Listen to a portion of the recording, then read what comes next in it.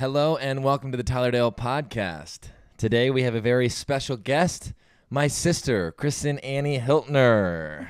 Welcome, Kristen. Well, thank you. Thanks for having me. So glad you can be a part of this show tonight. Me too. We got a storm behind us, and it is storming. Nice. Hopefully we don't hear too much thunder in the back. So for those of you who don't know, Kristen and I have basically sang together, well, our whole lives. But we sang in a group called Leland's Road for... Thicker Than Water first.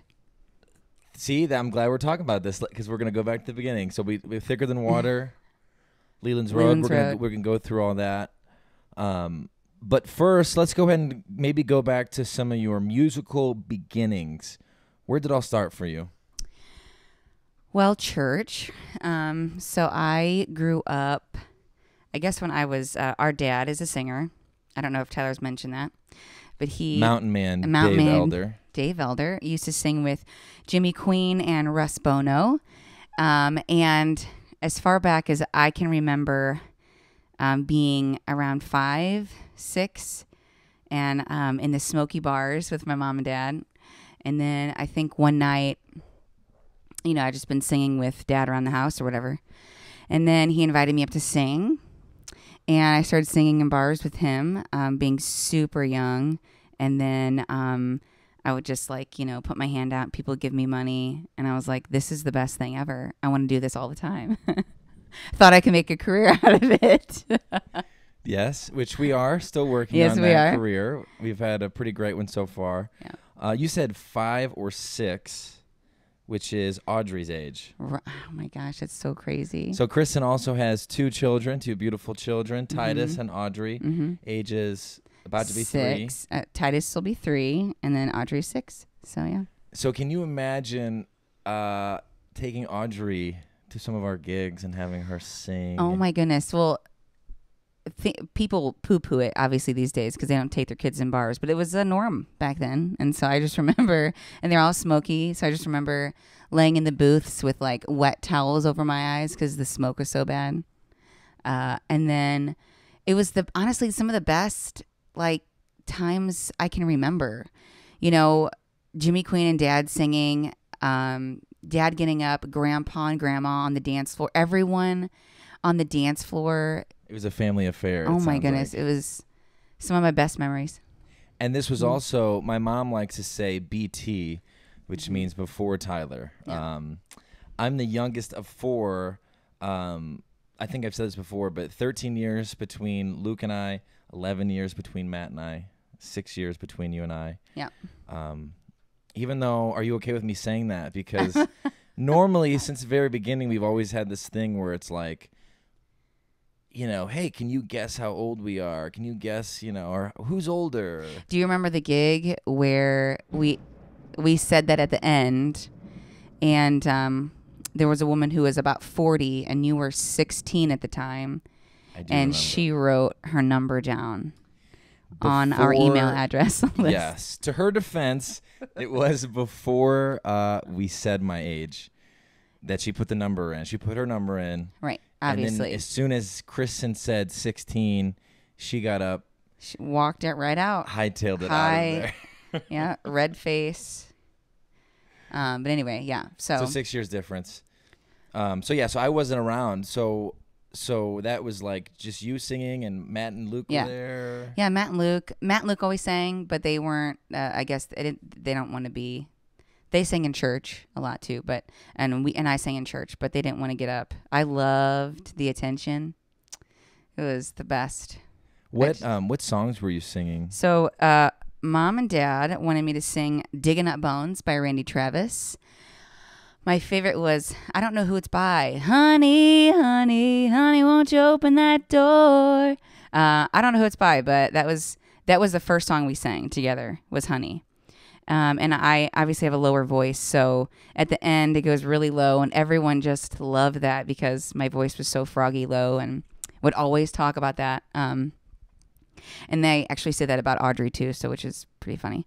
But Randy Travis, Digging Up Bones, and then I was singing a couple of Russ's originals too towards the end of that phase. Okay. So, yeah. Okay, so that was when you were 6. Yeah, between 6 and like 8. Okay, was what like a about good stretch. other? So that was you were performing music really early.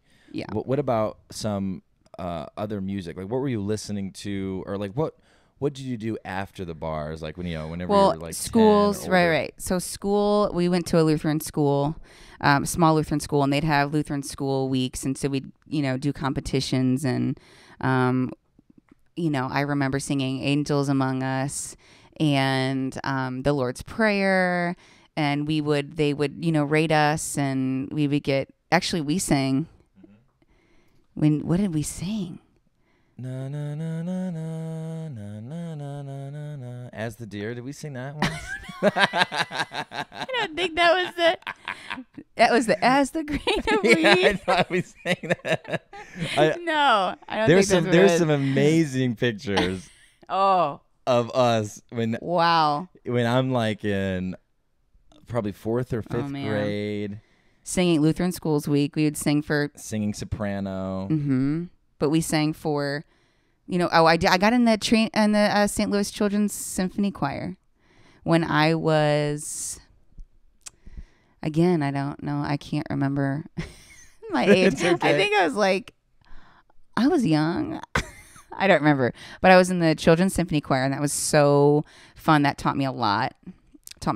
About with singing with other people. Yeah. Alto, following, really reading music. That was my first intro to reading music, and that was a beautiful time. So not only were you in honors choirs in grade school, but then you also, in high school, you were also a part of choir, right? So in Yep. high school, what were you into other than choir? Yeah, so high school did choir, and then I was in dance a lot. So then I just sang in church, and then choirs, and then we did I remember I was Patsy Cline in our Branson show. We went to Branson, and I did that and performed in Anything Goes my senior year musical, sang in the musical as Miss Harcourt. I'm always the older mother. It's funny. I actually had a picture of what you looked like then. Oh, and I look the same. No, I only say because there was the gray hair, which you're rocking. Am I right? Thank you. Which we could talk about. We could talk about the gray hair Let's do movement it. at some point as Absolutely. well. Super important. I'm in that really big right now. So. And that's all how about I'm it. going to be too. All gray, salt and pepper, natural kind of thing, right? Good. Let's get back to some of the music stuff, though. Yeah. So then right after high school, what did you do? Because I wanted to talk about this. This is where it gets really interesting for your musical journey. Yeah. So then in church, when we would go on our weekend retreats, there was an organization called Youth Encounter, and they put on these events and weekend events. And so it was my first, I think I was in 5th grade. And it was my first event, and there's music all weekend, three times a day, all day. And there's classes, and it's all about worship. It's all about what it looks like being a kid and believing in God and what that looks like. But it was really heavily focused on music and worship. And so in 5th grade, I said, I'm going to do that. I want to do that. I had that vision for myself very early on. At the Youth Quake. Youth Quake. Yeah. Right. Yeah. So then after high school, I was not a big high school. Didn't really like school very much. I have some learning disabilities, was not a fan of reading or anything like that. So I left right after high school, and I traveled. It sounds so funny when I say it, because it's it's not believable, because I would never allow Audrey to do this. I was 18, and I signed up for this organization, and they sent me around. We traveled everywhere north and south of Missouri and west, every state west. We traveled California, Colorado, Utah, New Mexico. Arizona. Oh yeah, all of every state from the west. And I lived pretty much out of a van, 18-passenger van with 6 other people that I never met. And they were from Nebraska, California, upstate New York, Michigan, and St. Louis. And so very, very different people coming together, different ages. I know the oldest then was 24. The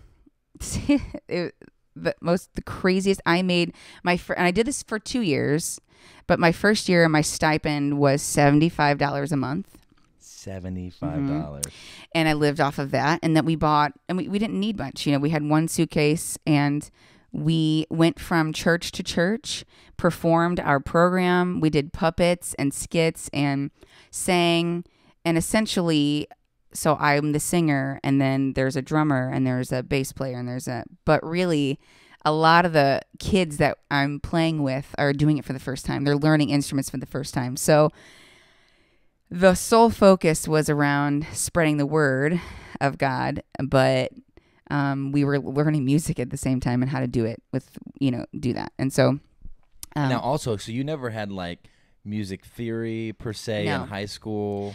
It was just more like choir, performing arts stuff. And so, and it's probably the same for a lot of the other people in Captive Free, right? Yeah, I think, for the first year, it depends on where they're at and how old they were. Because the 24-year-old Marta, she had been through music and knew all of that. So it's all about, And how long did you have?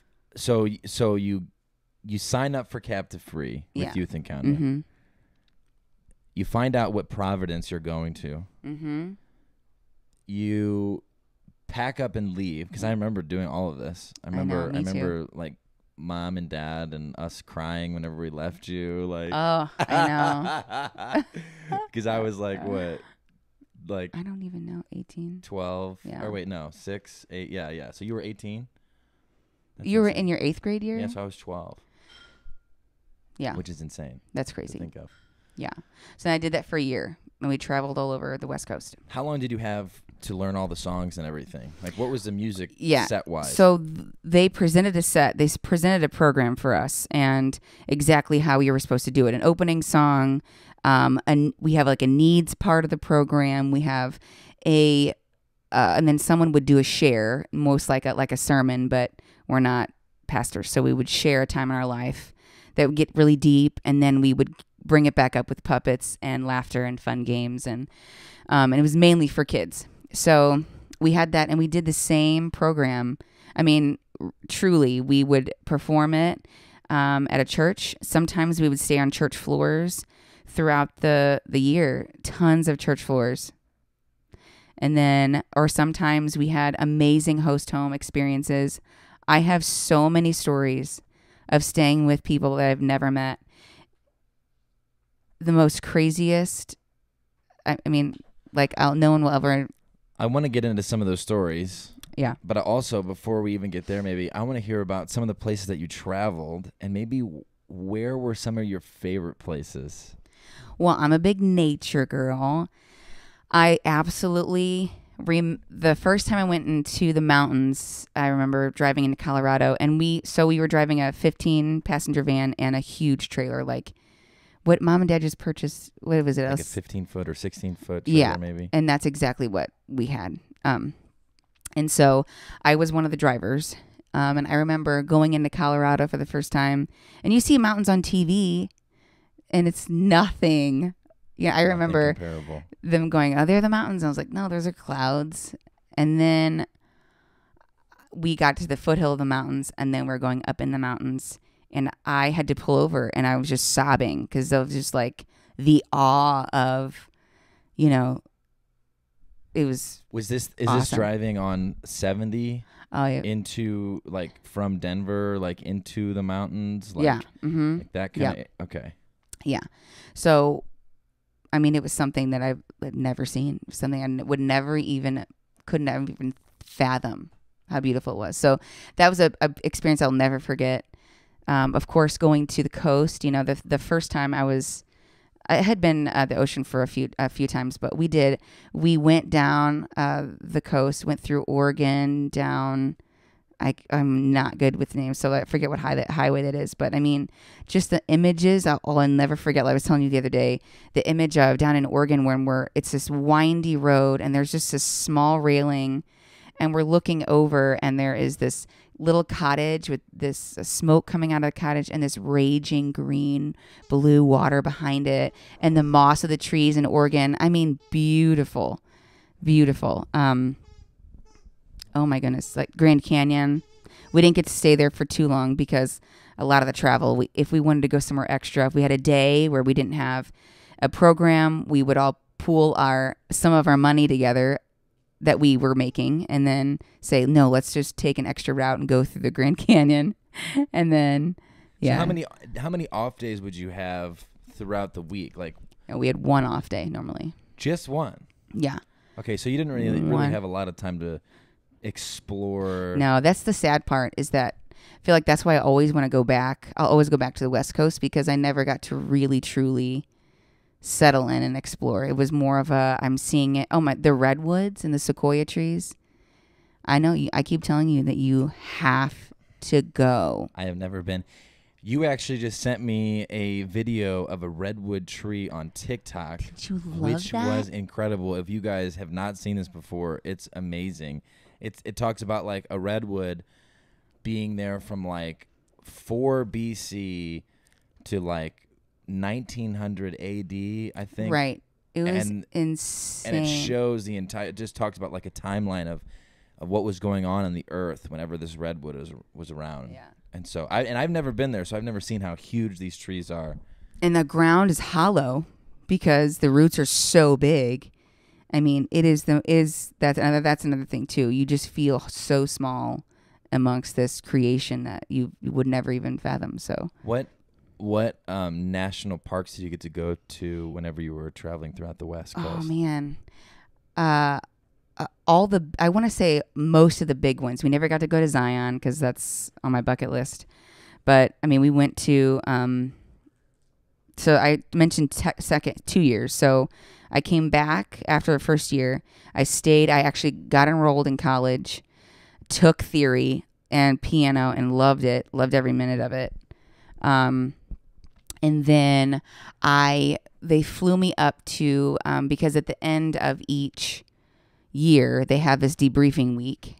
Oh, and then you asked before, it's like a month of training. So you have a month to meet all the people that you're going to be with, to get to know them and everyone that's experiencing the same thing. They're sending them all over the country. And then you go off, do your thing. And then they have a debriefing week at the end of the year. And they flew me up. I guess I was 20. So yeah, I was 20 then because it was a year in between. So they flew me up to kind of help with debriefing week because they knew this, my youth encounter family, I'm just love so much, have so much heart for. And then I was up there and still, I loved school, but my heart wasn't in school.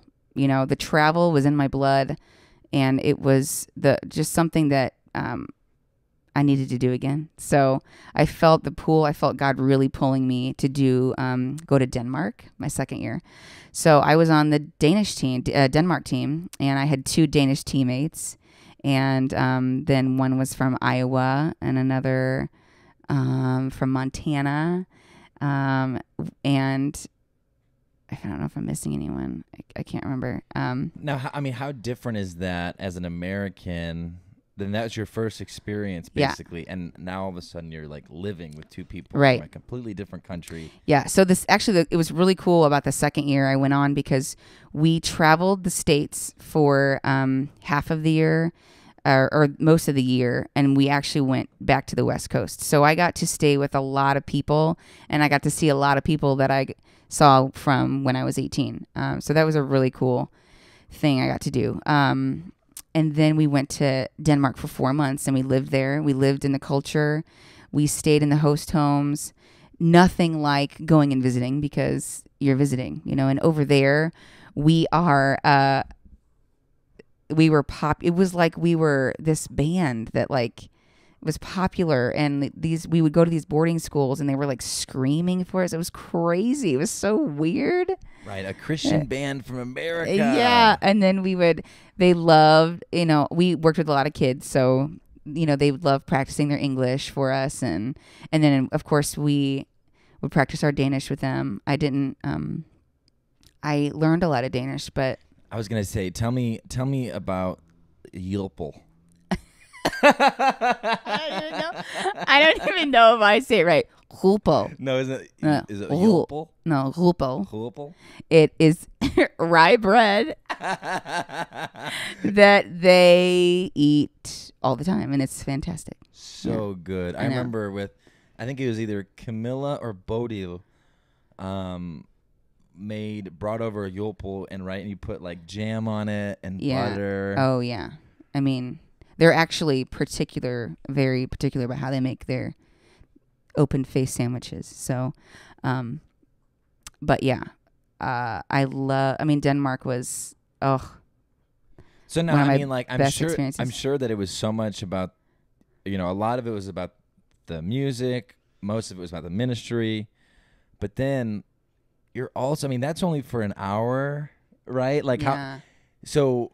In Denmark, we were a lot more busy, so we had like 3 shows a day. Okay. Yeah. But I'm saying like you have 3 shows, so let's say if it's an hour, so it's 3 hours, but then you have the rest of the time with your teammates. Yeah.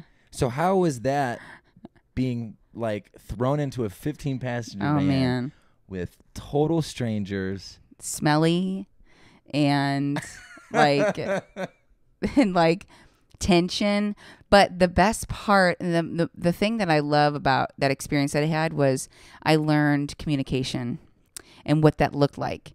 When I was 18, I remember doing, playing. What are those tests that the Myers-Briggs and all those personality things? tests, right? So we would do all those, and just finding out so much about myself and how I handle situations, and getting to know myself.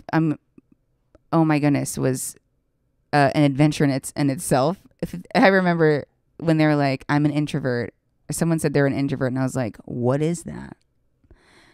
What do you mean you need time alone to recharge?" I had no idea. It was because in our concept. family, right? In our family, we are fighting for attention all the time, trying to get the next laugh, and totally. Oh my goodness, always around each other. Always. So when I'm meeting people, it was something to get used to, we learned how, I would say, not just only about the ministry, but that's really what we were taught, is as soon as something's upsetting us or wrong, we confront it right away, using I feel statements. To this day, I can remember back in conversations that I have now and think, oh, like this is, I'm using the I feel statements, and I'm like, doing it all right, I think. All for a purpose is what you're saying. It was all for a purpose, to help you communicate, to help you make these connections across the world. And realize just how different people are, and like at the end of the day, you love them for exactly who they are. And sadly, a lot of us don't talk anymore, but when we do, it's like we pick up right where we left off. There's been so many times where little stories, like we were staying at this camp that this church didn't know what to do with us. So they drove us up to this camp like an hour away from where the church was. And they're like, this is where we're going to keep you. And the camp hadn't been opened all season. So they opened it. So here's the key. And they left, got us dinner, left. We go in, and there were like live animals, like spiders. I don't know. I can't remember what state it was, but it was awful. Like we were like, no, we're not sleeping in here. Every single one of us slept in the van that night. And we wake up, and there are wild peacocks all around the van, and it's just like crazy stories like that. And you're like, what is happening? So like, not only did you see crazy stories like that too. So wait, you stayed there for how long did you have to do that for? Well, that was like one night. And then there's another night where we stayed in Montana. And then there's people that are so generous and so loving where they didn't have a lot of host homes for us. What they did was a couple at the church owned a bed and breakfast. And for a night, we got to stay at this beautiful bed and breakfast up in Montana and like had the best breakfast the next day. And this woman, it was just the seven of us, and this like kindest woman just made us the best breakfast, and like just unbelievable memories like that, Right. The heart of people and the hospitality, Bringing in strangers. yeah, and trusting them. And yeah, so it was an experience I will never ever forget, and often every day probably I think about. So yeah. So you have 2 years. They're spread apart on Youth Encounter. You come back. So I guess at this point you're 22. I turned 21 in Denmark, January. So then I came back August, and then what happened? Oh, and then I think I enrolled in massage school. And I think this is also the same time where we start going out together, because I was 16. Yep. So you had just turned 22, I think. Well, I was 21 when we started singing. Right. Together in coffee. So then we started it was pretty much right when I got back. So then we started doing a bunch of country tunes, because that's where we mainly grew up on, was country music with our dad, the Mountain Man. So then we were singing at the Crooked Tree Coffee House for a long time. Which was actually Julie, one of the owners of Crooked Tree Coffee House, was one of your first vocal teachers. Yeah. As well. And piano. Yeah. Well, no, most so that's vocal. how that was kind of like a full circle thing. Taught you whenever you were younger. And then fast forward, we do our first duo gig as Thicker Than Water. Thicker Than Water. So what's the name? What's the significance behind Thicker Than Water? The blood. Blood is thicker than water. That was such a good name. It was such a good name. But then we found out a band in Michigan or something like that owned it. It was Wisconsin. Oh. A band in Wisconsin. Yeah. Had owned Thicker Than Water before us. Yeah. It was really sad. Made us change the name. Yeah. And that was probably after we were together for about a year or so. Yeah. And let's see, I was in massage school while we were doing this. And we had some managers for a little bit. We had some managers. Right. And then play at places like a lot of in St. Charles. The winery over in Creve Coeur, the Creve Coeur Boathouse. Was one of our first places we played at. Oh yeah, we did that for a long time. Quintessentials or Q down on St. Charles, all the wineries. And it would just be basically Kristen on the djembe, which she learned on the road. On the road, yeah. And then me with guitar, us singing together. So that was for like a year and a half to 2 years. And then we had to change our name. So from there, we changed it to Leland's Road. Which do you want to describe that? So our grandfather was Dale. Leland was his middle name. And we wanted to keep this kind of family tie in our name. Dale was I feel like he was one of, when I was younger, when I was really young singing in the bars, he was like my biggest fan.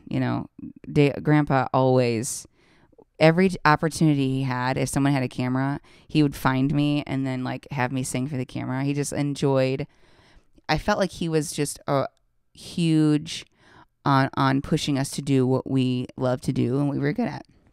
And so, yeah, Leland's Road, kind of his road starting. He was a poet. Then we continue on this road, and he went by the name of Leland Drake, which is actually one of the names that we considered at the time, because we wanted to have our grandpa part of it. Leland Drake, Leland Sater. We wanted to do something. Yeah. There's also already a Christian band, I think maybe at the time, that was just called Leland. Yeah. So we couldn't use just that, but we decided, hey, we are on Leland's Road because he wanted us to do music, and so that's kind of what we were doing. Yeah. That's the footsteps we were following.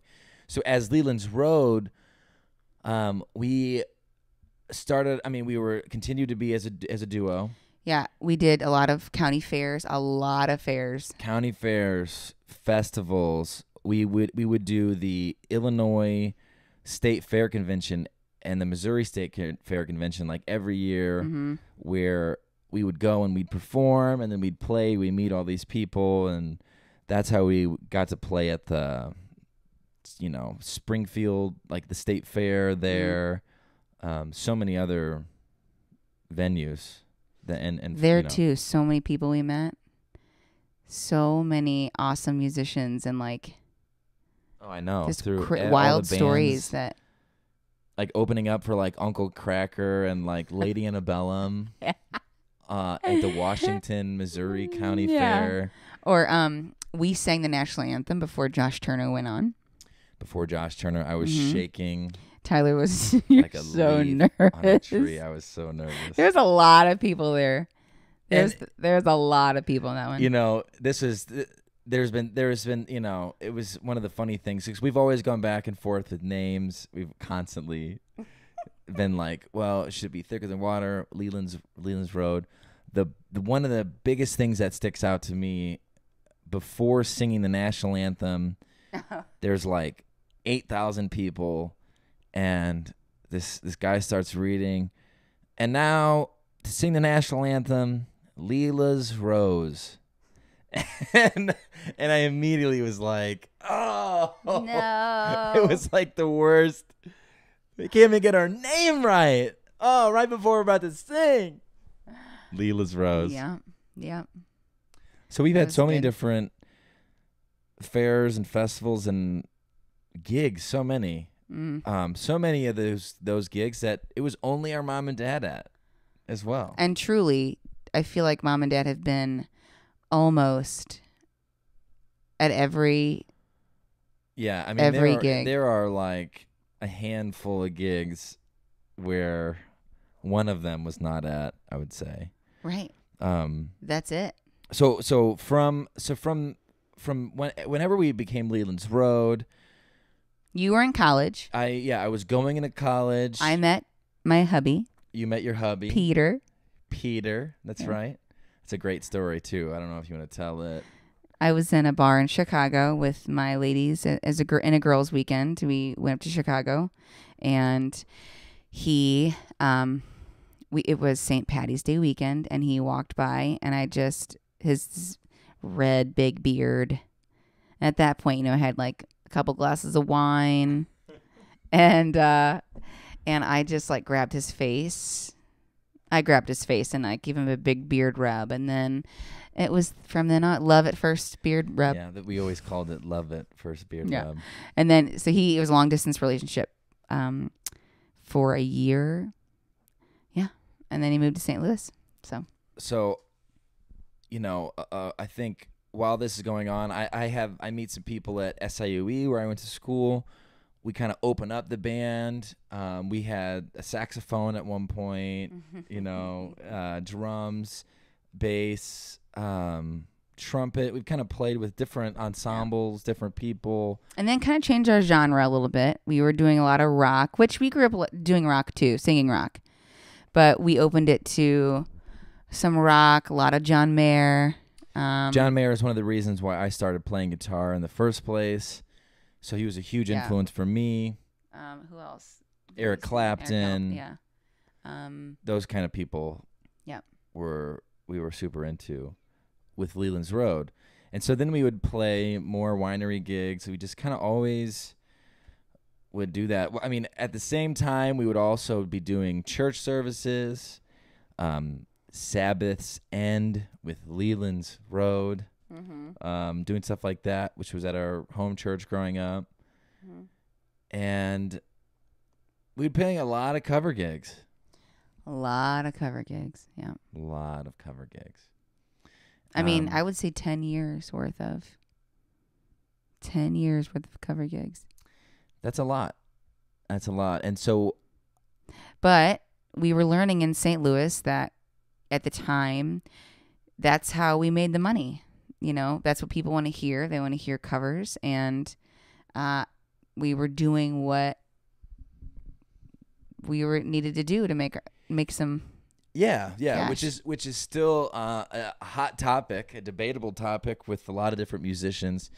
I would say original, cover. You know, like what's the best way to do it? You know, and everybody has to find their own path. Also, I mean, learning from the greats, learning from people like Eric Clapton. You know, the list goes on. James Taylor. There's so many different people, so many different idols that we have. Whenever you take a deep dive into those legends, into their repertoire, I feel like you really learn a lot. So regardless, even though we did a lot of covers, it was not in vain, because we got to open up our musical palette, I would say, and we really got to focus on how to play with a band. I truly began my music appreciation, a lot of music appreciation when you were in college, because you were teaching us so much about different players. You got to listen to this guy. You got to listen to this guy. And so I would begin transcribing by singing songs when you were doing it on the Absolutely. It was awesome. I mean, my experience was different, obviously, than yours, but it was just, I learned so much. Constantly bringing in the blues background, oh my goodness, jazz background, totally opening up. We both played of with our a metronome for like 2 years straight. The click is so important. I like an upbeat click. Kristen likes every tempo about 10 clicks faster normally than the actual record tempo. It's okay. I just like it. You know, I like to dance and, you know, be peppy. I'm on the opposite side. I like everything real slow. I mean, there's several times. You know what? But the last year, then we went into Wildfire. Are we there yet? Well, no, we're not there yet. Because Okay. technically what happened was we were cover band forever. Oh, yeah. And then in 2017, we Yeah. wrote our first album. Yeah. Right? Far From Giants. Yeah. Which Tyler did a lot more than I did on that. That was mostly Tyler on that one. Well, and I think partially this is kind of what happened too. At the time and both of our lives, Yeah. you had just had Audrey. Yeah. And that was a big, I mean, that was big for us. And I'll always feel a little sadness in that, because I feel like, you know, we were both in different places, and I couldn't be, not with decisions that we had made, me and Pete, to get married and have a baby, which I will never regret. But I think that it was just a different twist to Leland's Road. Absolutely. And even to our relationship as brother and sister for a long time. Yeah. Which I thought that was very helpful to go through, because I think that we wouldn't be as close as we were now. I mean, we were not in a good space for a long time. We definitely battled. There's a lot of resentment, I think, which is, I completely understood too. Yeah, I mean, whenever, you know, it's so interesting whenever you have a band, first of all, because not only do you have, you know, it's not just your sister, then it's everybody else.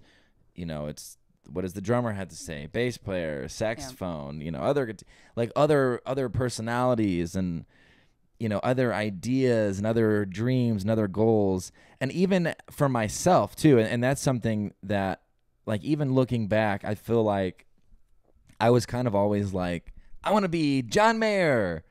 I want to try and, like, go out there and, like, rock and write all these songs, and, like, I want to just tour the world and just do that. And Kristen was kind of like, this is thicker than water days. I'd like to be, you know, known, sort of. I just wanted it to happen organically. Right. I didn't see myself on the front cover of Rolling Stones. Maybe I did for a time, but I think what I would have loved was to continue making money off of doing what we did. And I didn't have to be the most popular person in the world, but if I could just do music with you for the rest of my life, Totally. then that's where I think I've always been there. I literally think I've always been in that place. Yeah, and I have too. Yeah. And I still am. But as what we have learned, is music is a tough career path. It can be, especially just with different breaks and different things go different ways, and but yeah, and I think so. From starting in 2017, what happened was not only was she like with her family, I had also just basically graduated from college. I was in between different things. I was living in Arkansas, trying to get my master's degree. And then I just made a decision, like at that point in time, that we needed to book a studio date because I had at that point in time, I'd gotten sick of playing cover gigs, of getting yelled at on the bandstand from, somebody who had had too much to drink, telling us to play Brown Eyed Girl or whatever. And which is a great song, but when you've played it 1,000 times, plus, yeah, or whenever you come prepared doing your thing, I think that's what we were doing at that point in time. It was always like, well, we're trying to do our thing, and so we want to do that instead, and not what or do the covers that we wanted to do. Yeah, we wanted to do the covers that we wanted to do. So we got sick of that, and we forced ourselves to work on an album. And this is while I was in Arkansas, while she was working on, her family. Yeah. And we had, from that record, we had one of the coolest nights ever of our, my life. It was our CD release party. It was amazing. At the Ready Room. The people that were there, I mean, it was a night never to forget. Absolutely. Yeah, for sure. I mean, we have so many people that love us, Tyler. I know. And there was like 300. Oh my goodness. Something people. We had no idea what to expect. So good. And I wish I could go back. It was almost like a wedding where you go back and I wish I just would have been able to talk to everyone that night. And I mean, there were people that we hadn't seen from back in the day when we were like thicker than water. And like they kept following us, like, and I never even really understood, like, really we had fans, like, that's crazy, but settling into that, like, we had fans it was a different, I don't know. Yeah. So cool. So neat. That night was really special. Very special. That I would say still to this day, one of my favorite musical memories, period. And then, so then moving forward, we went to some other country cover bands that we had as well, that we played it everywhere, from Westport Social to Busch Stadium or to Ballpark Village. Well, we played Ballpark Village when we were Leland's Road. That's true. We did play Leland's Road at Ballpark Village first. And then, so we've kind of just had so many different experiences. Yeah. With the cover scene, and lately, so kind of what's going on now is I've just been writing a ton and really focusing on getting out more original music, my original music, and then we're also working on Kristen a little bit. Yeah. So Tyler, so then I guess during the last cover band we were in, I had my son Titus, and so, of course that makes musician life a little harder than before. So yeah, not only on on top of having 2 kids now, you're also a massage therapist. So maybe we can even talk a little bit about we can keep talking about music, we can come back to music. Maybe let's kind of take a gander at like the health science field, massage therapy, another thing that you're extremely passionate about. Yep. other than music. So what got you into massage therapy in the first place? I guess whenever growing up at family parties, all my aunts would say, Kristen, it's time to massage my hands. Because, you just have this touch. You have this touch. Always. So I'll always, I remember coming back from being on the road and just being confused about what I wanted to do. And then the main woman at this school that I went to was at our church at the time and was talking me into it. And I thought, you know what, like, let's do it. Like, I don't have really anything else that I'm interested in, and I think this might be a good road. And then the love for learning about the body and the love for, oh my goodness, just I began to grow in a different way. So school was really great for me. I loved learning at massage school. So that was about a year, 10 or 11 months that I did that. So I loved that. And then I went to a few spas, worked on my own a little bit. And then I took some craniosacral classes. I got certified in a few other things. And now I'm at Lifetime. In the coolest place. Ever. The best spa job ever. Lifetime, if you're listening. Truly. Hire me for something. I don't know what. Yeah, I'll play guitar in the spa.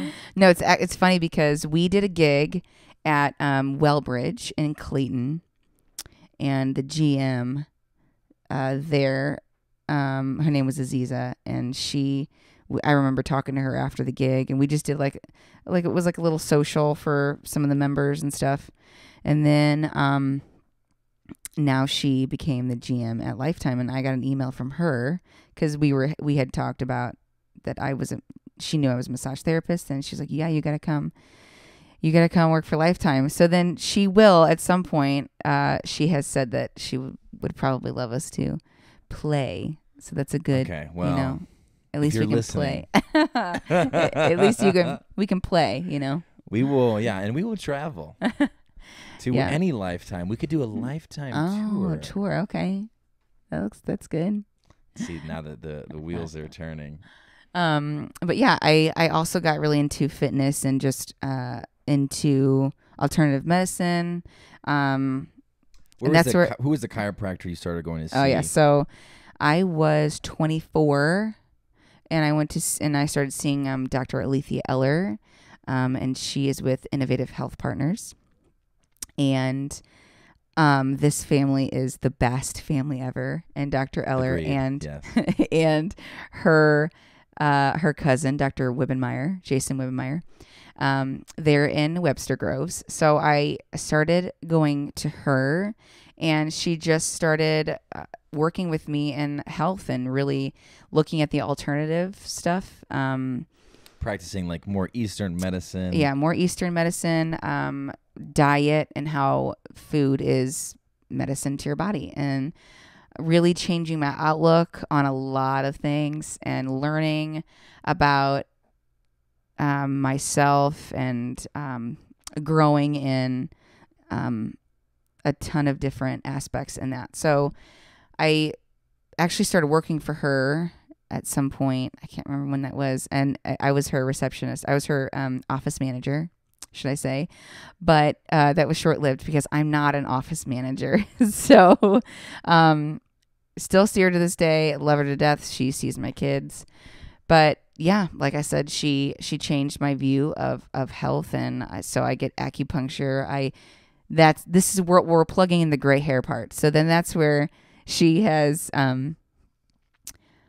I started ridding my body of chemicals, so the stuff I put on my skin, most of the things that I'm aware of, what I'm purchasing, we are staying away from harsh chemicals or anything like that. And so that's been a long time doing that, but I just couldn't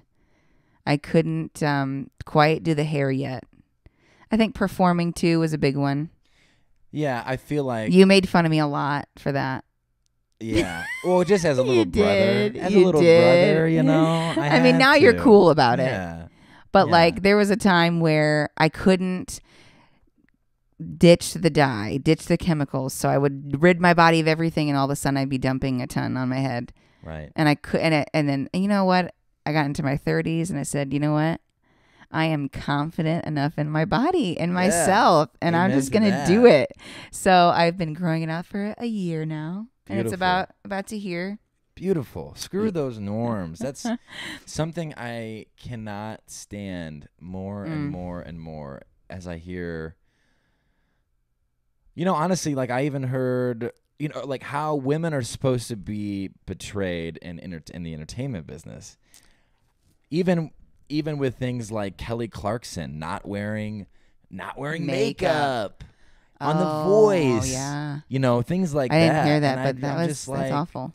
let her do Yeah. her thing. Let like her the be. more and more I hear that kind of stuff, I obviously can't understand it from your shoes or your perspective because I've never, but I know that had to deal with performing and playing out live and I having to look a certain way, having to look younger, like, and all that other stuff. Yeah. Which just doesn't make any sense.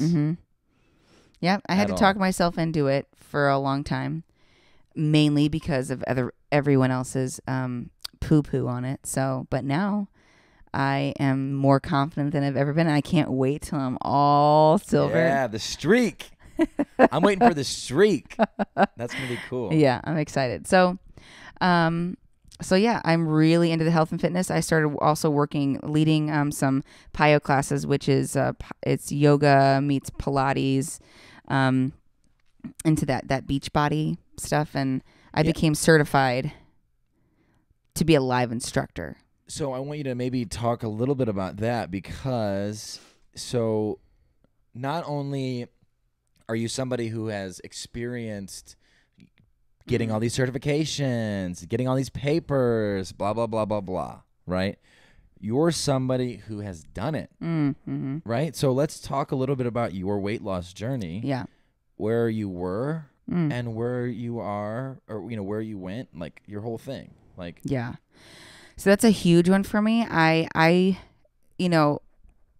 aside from the music and always wanting to do that, there's a huge part of me that wants to work with emotional eating disorders. I mean, and it doesn't have to be just women, but I love targeting women because I obviously am one, and I can there's so many issues we can relate with, and you're so very many different intuitive. Kristen's very intuitive. Yeah. She has this very easy, it's just she can just see. Yeah, it's a gift that she has. She just sees things or sees people who needs help. Yeah, and she knows. So I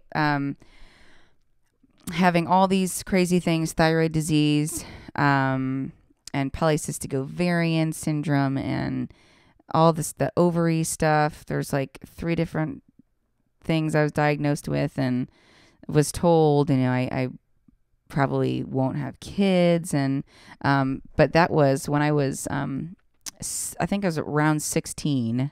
No, I was a senior in high school. I was very overweight, so I was like almost 245, I believe. And how tall are you? I'm 5'3" and a half. So I was about 245 pounds. And they were like, you almost have diabetes. Like tomorrow you'll have diabetes. And so they put me on this weight loss thing, which is now they call it something different. But it was such a successful thing that I got to like do. A nutrition? Or yeah, it was like, system? I can't remember. It'll come to me. But it was so that was the first time that you really kind of had like a diet, quote unquote. Right. I'm a big emotional eater. I'm really huge like I really get into, really uncovering what that looks like. Our health has a lot to do with what we've gone through in our life, and so my weight was strictly from abuse, overeating, and and what I ate. And so when I did this specific program, which I cannot. Weight Watchers? No. I'll think of it. I cannot remember for the life of me. But starts with an M, doesn't it? It does. I don't know what it is. An M just came to mind. It's an M. Metaluca. I want to say that too, but it's not. I want to say that too. Metafast. Oh, Metafast. So it was Metafast back in the day, but now it's a different program. It looked awful. I remember it looked like powder. It was powder. It was like add water and here's your meal in 2 minutes. Yeah, I had 3 shakes a day and 2 meals. Like I was able to have 2 meals, 3 shakes, and I think like a snack. And the snack was like 5 of these like crackers that weren't very good, but I had to do it. I had to do it, and so I lost over 60 pounds in the first 3 months. 60 pounds. And then I just kept going. And then and that really, I really learned what satisfaction meant and not having to eat and keep eating. Like we would in our family, because we have, 3 boys, 1 girl. We had a lot of food all around all the time. And I remember Mom would get home from the grocery store and we would open every single bag. It was like we had just attacked Mom when she came in the door. And it wasn't like you have a bag of Doritos and you're sitting down with the bowl. It was you go with the bag and then you empty the bag. And that's just kind of absolutely how it was. And so we just ate because it was good and comforting, right? So anyway, a lot of people. So I really learned what satisfaction meant, eating to be satisfied and not for the reasons. So it was a learning experience. And now at the same time, we also had to deal with, if you think about this, lies from maybe the FDA about what is good to eat, what is added sugar right at the time, like in our life, and what our mom and dads were being fed, at what they were being told. Oh yeah. And what it's still being told, Oh my goodness, the lies that are still being told in the food. Like everything sugar-free is good for you. It's the worst. Yeah, There's so many different things that it's so interesting now, because even like, and I've talked about my weight loss journey a little bit on the podcast. And so wait, what was your total? You said 60 pounds. So total was 100. I lost 100. 100 pounds. No, that's lower than I'll ever go, and I probably will never be back at that weight. I'm not far from that weight, but I felt like I was too small at that point. I like being on the middle. But I mean, that is healthy. That's what I like, being healthy. That is an incredible journey. 100 pounds. Yeah. It was a... That all started whenever you were 18. Yeah.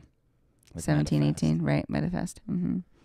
So what, we just talked a little bit about added sugar. So if you know anything at all about the Whole30 diet, the number one thing, and really, I hate to call it I hate to call it diet.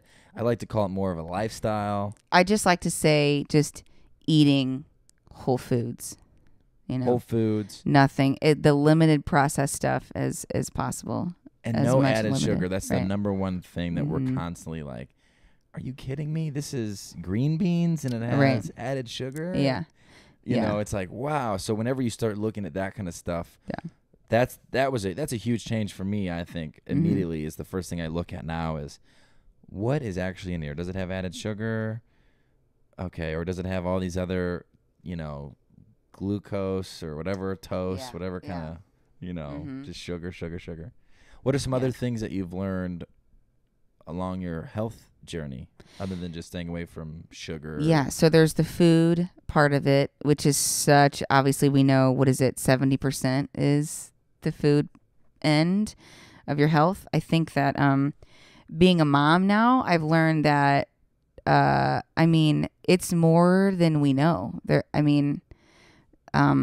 Audrey was having nightmares, and she was getting up in the middle of the night screaming to a point where I couldn't she was on another level. It was like she wasn't even home. It was out of this world. It was crazy. From and somebody who was just a bystander on the side. Right. And then we took away dairy, and she had we learned that it was a quick fix doing that, taking away dairy. And so it is added in. I mean, my husband, we took away gluten, and gluten was big.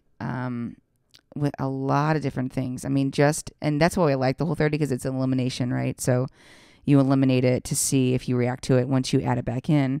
And it was funny because when we added gluten back in Pete's diet, it was like within 5 minutes. It was instant. We knew, like, okay, gluten you react to. And that was all in the mood wise. So we knew that that's something that is something he couldn't take in his body. And a lot of people, I think, obviously it's a craze now, but I think that if people were to focus on what they're putting in their body, and they would realize that, I follow Anthony, the medical medium, and I know you don't agree with this one, but he's no eggs. Oh, no eggs. I've heard he's the no eggs. He's no eggs. He's the big one on celery juice. Which I love. We were juicing for a while. We did a lot of juicing. I remember those. But I just love to eat so much, so I don't. But I'll do juice every once in a while. One of my favorite stories from my juicing days, if I may, was it was a week before my finals. It was actually called a jury, and what that is all semester long. I was sitting there. I was working on West Montgomery's 4-on-6 solo, and I had it down perfect because I was working on all semester, and I'd played it for my professor before, and I was juicing the week before, and it was like a nothing but juice. And this was my first time ever even being seeing that lifestyle. So I'm on my third day of juice. And I'm just and the kids at school, they're all making fun of it too, because I'm, carrying around my juice. There's Tyler's meal, And I walk into my lesson, sit down, and Rick is like, okay, let's go ahead and play. We're just going to play through it once, then you can get out of here. So he sits, we sit down, I get the guitar out, and we start. As soon as we start, I could not play one thing at all.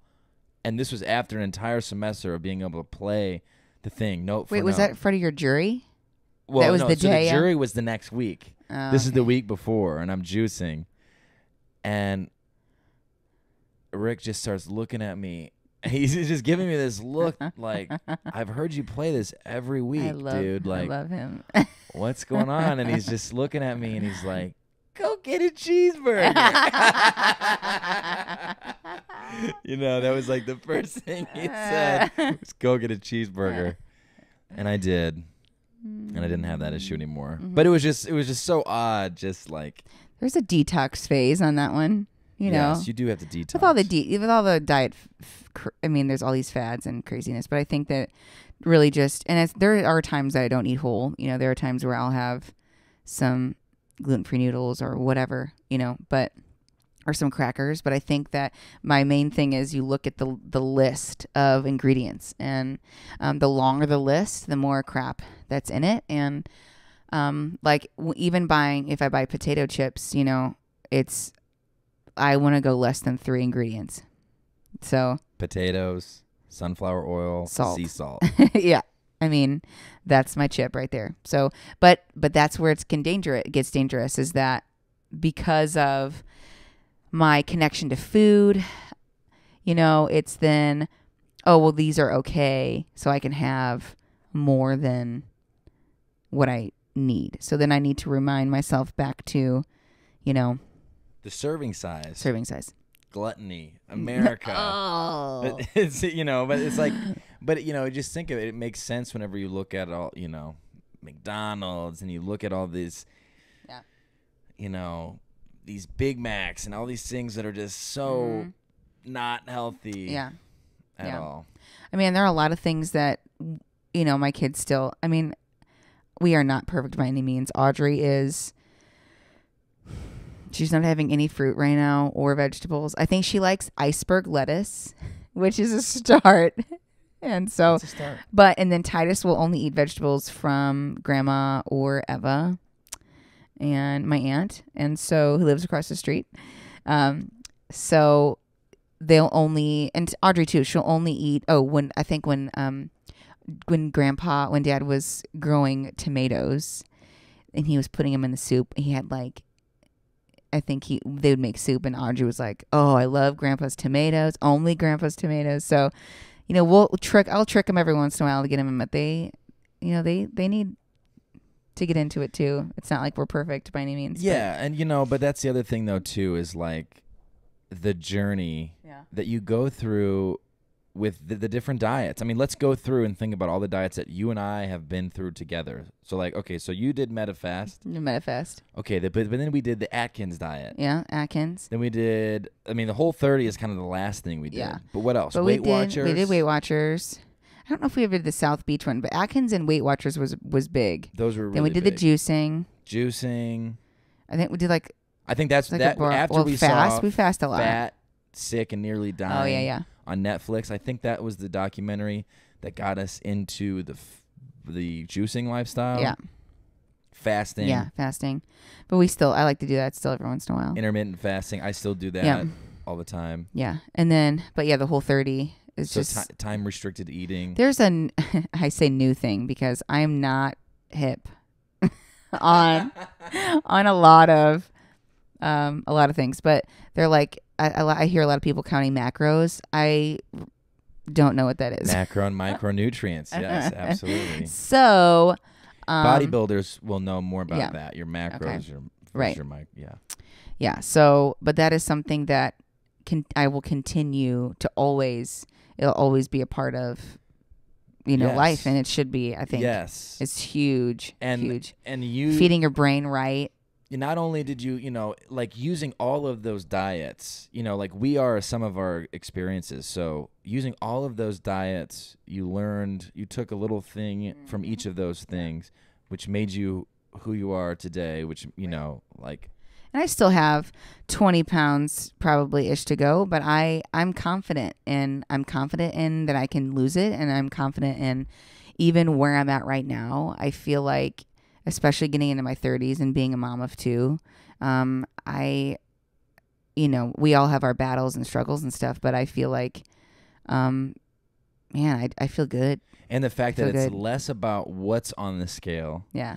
And more about how you feel. Yeah, truly. How are you feeling? Mm-hmm. Do you have the energy? Yeah.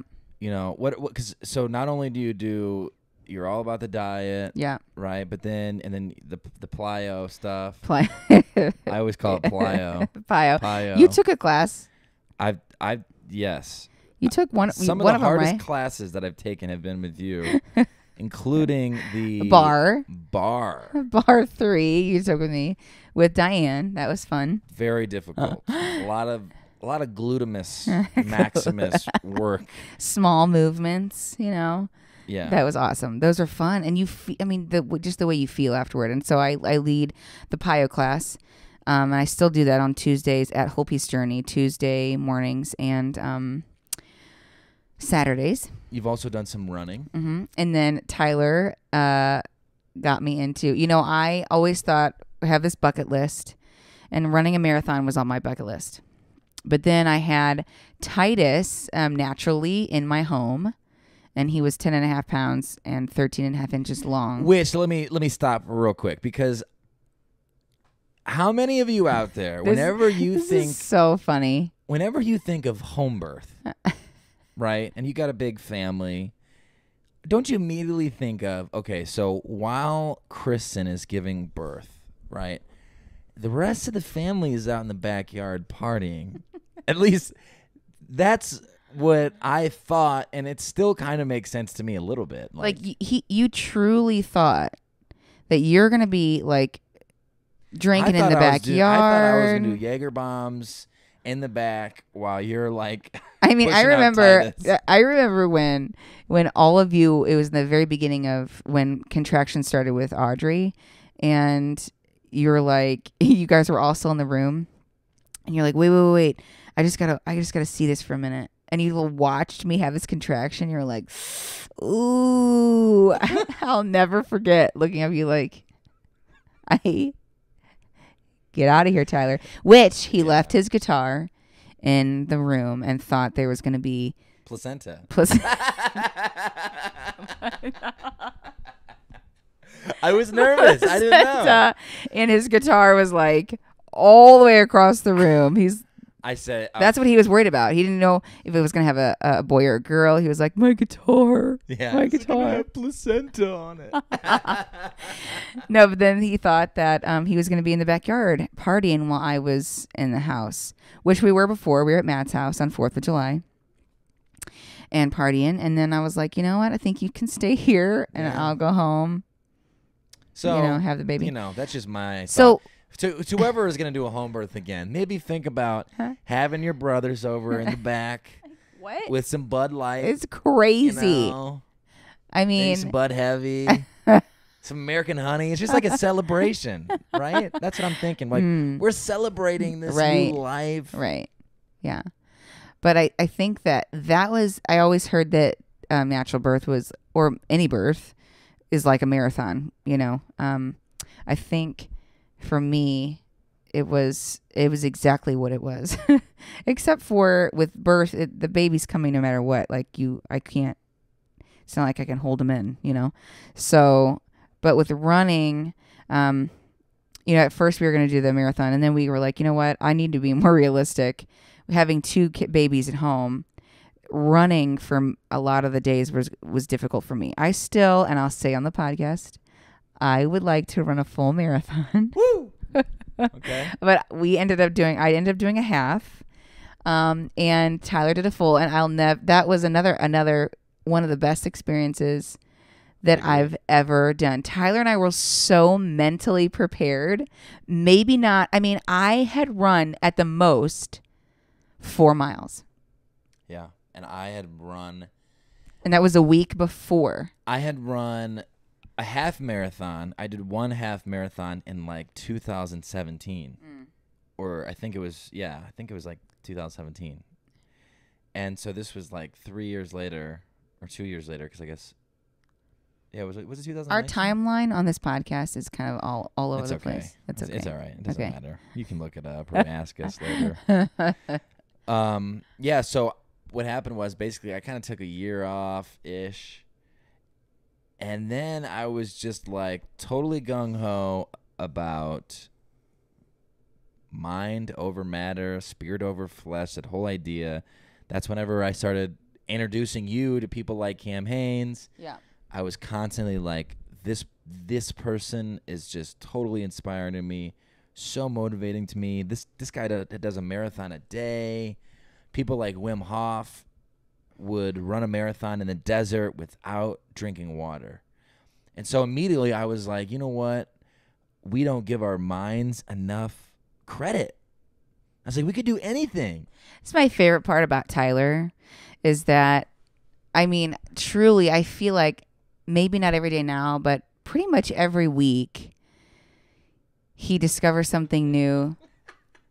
And no, this is true. You discover something new that you want to pursue to make your life better. Yeah. And I think that I look up to that. So thank you. Well, I mean, I think, that literally came honestly from Luke, was the one that introduced me to people like Joe Rogan. Oh, yeah. I think as soon as Luke, our brother Luke, as soon as he was like, hey, man, I remember specifically like there was just one day, I don't know if this was like in college or something, but he was like, you should listen to Joe Rogan. You should listen to Joe Rogan talk to Jordan Peterson.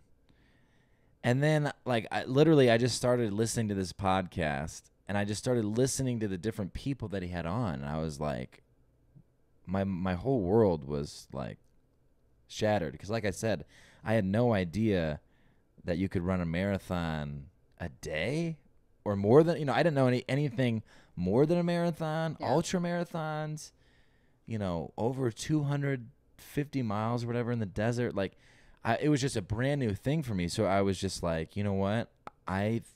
These people who are doing that are kicking ass. Right. Like, I think that when I do the marathon, I want to do more of like, I can't see myself swimming, but I want to do more of like a triathlon, maybe Ironman thing.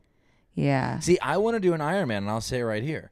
I want to be an Ironman athlete where I can do marathons, whatever, 115-mile bike rides, and then like a 2-mile swim, which I am awful at swimming, but we can work on that. Yeah. But yeah, so the marathon, it's exciting. So what happened was literally like the week before the marathon, I had only run 10 miles nonstop, I think, or 5 miles. It was 10 miles because you did that before, but right before it was like 6. I think you said you did 6. So I was just so, and I had everybody telling me like, no, you shouldn't do it. It's not smart. But there's a lot of people, but we were raising money for Win the Saints. Win the Saints. Incredible organization. Please. Which I still, first of all, I'm gonna have David on. Yeah. So David, if you hear this, I want you to come on immediately whenever you come back to the States. Mm-hmm. David Paterka started Win the Saints after fasting for 30 days, I think. Yeah, it's like 23 days, he said. Fasted and was basically asking God for direction in his life, and he was told to start a home in Africa, in Malawi. For girls that have been sex trafficked and sexually abused. And I think I'll never forget part of his story, and I'm not saying it rightly, but part of the story, then he was on the phone with someone that was in Malawi, and the woman said along the lines of, again, I'm not verbatim, but along the lines of that we have 3 football fields of land for you, and like we had been praying for you. And so he starts this safe house in Malawi, Africa, and actually we are performing at their benefit November 7th. Yeah. So wonderful organization. And they're on DonorSee, and so it's an organization that I continue to talk about. And sometimes, here's my other thing too, is Kristen pointed out, sometimes I just have a new thing every week, and one of those new things, at least it has been, is I want to run a marathon a month, and I want to donate money all to Win the Saints. Sometimes I say things, and even though I might not mean it in that moment, I think that is something that I want to work for.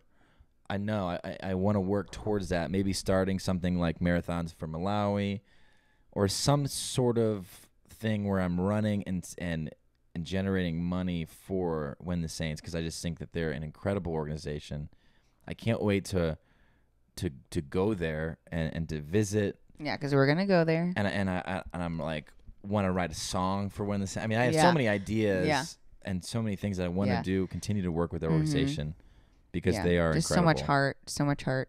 And Essie is, I think, probably like 28 weeks now. 28 weeks pregnant, and So whenever we were running the marathon, it wasn't about ourselves. I mean, we were like thinking about the girls whenever we were running. It was so beautiful. We were just saying beautiful. Everything that we were like thankful for, all the reasons why we were running. We were just like, and we have our earbuds kind of in, and we're like, I remember we're in St. Charles and we're running, and we're like, the high I felt from running, and just what is it called? The runner's high. No, the adrenaline. Yeah, the adrenaline that was pumping in, and we're running next to each other, and we're just like, this is for all those people that like aren't going to do this, and we were just like crying, like we're running and just like crying, and like like the laugh cry. We're like laughing so happy, and then do you remember the women around us like, can we run with you today? They're like, can we just run with you guys? Because we were just shouting, and just our adrenaline was we were mentally just on. And to the point where Tyler went ahead of me and went to do his 26, and I was, but I kept going. I did it. I kept doing it. I kept going. And God would give me little snippets of, okay, I can't do it. And then he would just pull me right along, and I did it. And at one point I was like, this is the worst stretch. I can't do this. And this little 2-year-old boy, He was like, you can do it. It's like running alongside with me. He's like, you can do it. I was like, oh, absolutely. It's just so beautiful. Such a beautiful experience. I mean, so touching where afterward, mom and dad were like, we want to do this. Yeah, 100%. The energy that made me feel so happy. The energy, I mean, like, for me, that was my first time. So what I ended up running, I ran 20 miles nonstop, which was my PR, which is honestly to this day still my PR. Like I'm going to be honest, I haven't been out there running 20 miles. It's something I want to get back to. I want to run the next St. Louis marathon, so maybe that could be your full marathon. In October. The next one, which I thought it was in March or in October. Maybe March. Is it October? I don't know. But hey, St. Louis, we should do it, Yeah. But yeah, so I ran 20 miles, and then I kind of was off and on for 2 miles, and then I finished it out. But, like, finishing it, though, I mean, like, obviously my, like, feet were just wrecked completely. I mean, I was so exhausted. But you had this permanent smile on your face. Oh, it's true. I know. I mean, and I totally understand why people get addicted to that feeling. Yeah. Because it's like, you just learn so much about yourself, like, and you pushing through, it's like, wow. Like, yeah, sure, I couldn't, like, walk the next day. Right. Like, I had to go to work, and I just remember just, like, hardly getting around. But then after, like, 3 or 4 days, I was fine. Yeah. I was, like, totally back to normal. Like, I'm like, wow, here I am in this moment, like, wishing that it was just over. Well, and the people that were doing it with us, I mean, I remember waiting for Tyler to cross the finish line, and there was a woman barely making it, and she was just barely making it, and she had the half marathon sticker on, so she was completing her half marathon, and then there were 2 people on the either side of her that were completing their full marathon, so they had run and grabbed her hand and, like, ran across the finish line with her. Mm-hmm. And you're just like, these people, don't know each other. And it's so, what is it? You know what I mean? Like, what is it? And then all these stories. So then, stories, like, when certain people are running these marathons with with prosthetic legs. Right, amputees. It's like, it's amazing. And then the stories that they hear is this person, and they just went through this many surgeries, and they've had cancer, and this is their first marathon, and everyone's freaking out. And the positivity. Yeah. And I think that's another thing too, is just like, positivity, feeding off of that positivity, and just having, like, a mentality, which I think is really important to have in life, like, not only when it comes to a marathon, but, like, literally in everything else too. Like, I wish that we all had that attitude of, whoa, this person just, did that. Like, that's so amazing. Like, let's applaud you. And then, like, literally everybody, like, oh my gosh, I can't believe you did that. Like, lifting up people instead of, like, trying to grab at their coattails and bring them down and be negative. It's like, when you see people who are just succeeding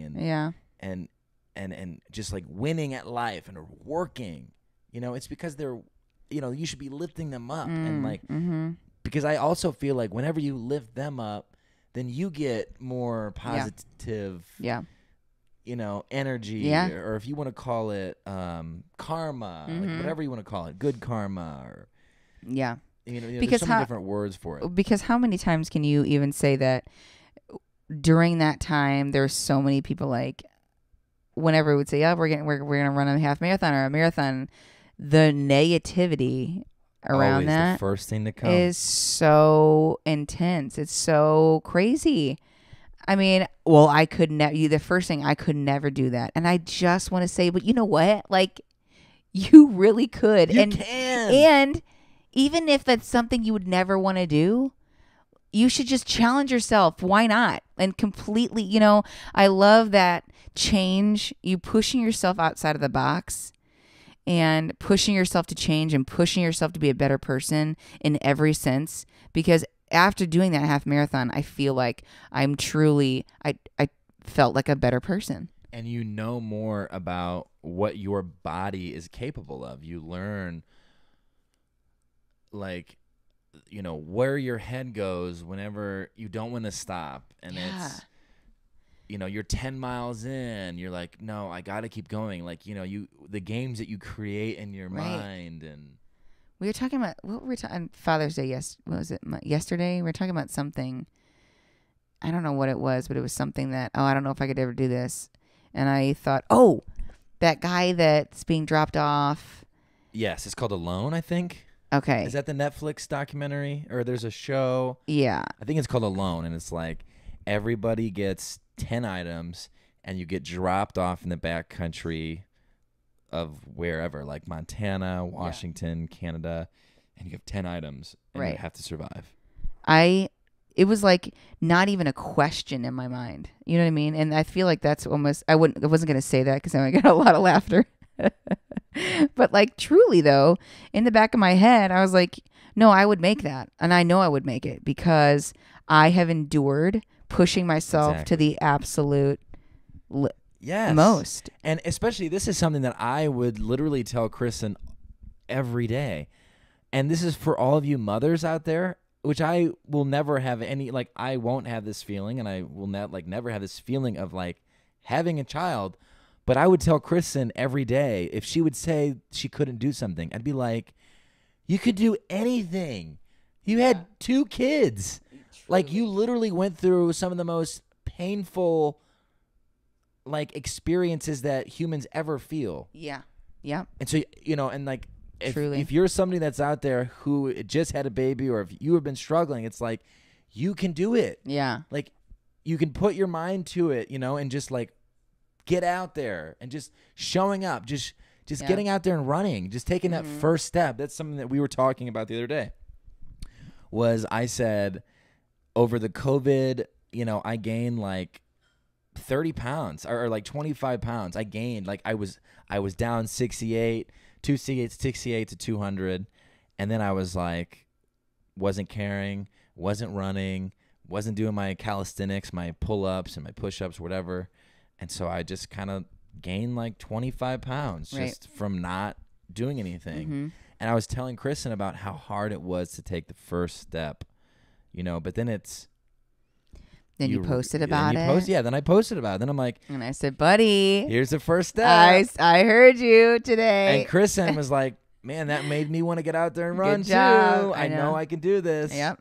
You know, like, because literally you can do anything that you put your mind to. I mean, at least like just at least putting yourself out there, and that trying is life-changing itself, you know, even because you did it and you took that step. And I think that is what with the half marathon, I mean, yeah, it's so hard, but my goodness.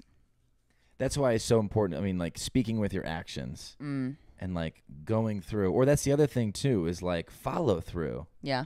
There's so much in the follow through. That's a hard one. That's so hard. It's like saying that you're going to do something. Yeah. And then doing it, or like striving to do those type of things in your life. Like, hey, if you say, instead of just, you know, oh, I'm going to do all this and this and this, and then just never do any of it. It's like, no, I'm going to actively try to be working on all of those things on the bucket list, in the health fields, music fields. Yeah, that is something that right now, especially after, you know, this whole COVID quarantine stuff, it's been one I'm challenging, and one I'm trying to get out of is just starting back to work, but all of a sudden there's no work, you know, one day, and I'm home, and I'm now homeschooling, and you know, Pete wasn't getting home till like 9:30 most nights, and like between 8:30 and 9, and you know, I feel like myself I completely went out the window, you know, and so that is what I'm trying to do now. You know, we're starting my friend Demetria, who is Dr. Eller with Innovative Health Partners, her sister. We're starting a podcast around September-ish. and it's about women healing and living in chaos. And I think like I'm super excited about that. I'm kind of setting myself up for things to look forward to. And maybe we should do this marathon because I have to like, I got to climb out of this hole that I feel like I've been in because my goodness. And I'm sure most people feel like they've been in after a quarantine. Yeah. And it's like, I'm no scientist or no doctor or nothing like that. But, I feel like throughout the entire quarantine, the healthiest I've felt is when I've been outside, when I've been out in nature, when I've been hiking, whenever I was down in Springfield for a week, just like getting outside, grounding, working out, doing all that kind of stuff. Yeah. Just completely helped me feel, like get out of this, like the day-to-day and the sickness of having to wear a mask. Yeah. Whatever it was, I was like, I just need to get outside. Yeah. And because I think that has definitely helped me and changes my attitude whenever I am outside. Mm-hmm. Yeah. Yeah. Well, so Kristen, I think this is a pretty good start for our very first podcast. Well, we have to end where we're at music now. Did we do that? Did we end where we're not Leland's Road anymore? So we're not Leland's Road. We are Tyler Dale and Kristen Anne. Yep. The Leland's Road officially has closed. And we are not that. We are not in our cover band anymore. And Tyler has been writing so many amazing tunes. Thank you. So with help of everybody else, Logan Miller, right? Joanna, his team, our friends, everybody else, all of our friends, like amazing. And so, I am privileged to get it to be a part of that. At some point, hopefully, getting out of this hole, I will start writing and doing what I love to do. But again, I just got to do it. Yeah, I just got to take that one step. And we're gonna do it. Like I said, we already have some plans of releasing some Kristen Anne music. Yeah. And we're gonna continue to play. Basically, just continue to follow my Instagram and Kristen as well. We will be doing some cover gigs, some mixture. Where we're gonna be doing some covers, mixing in our own originals, which I'm really excited about.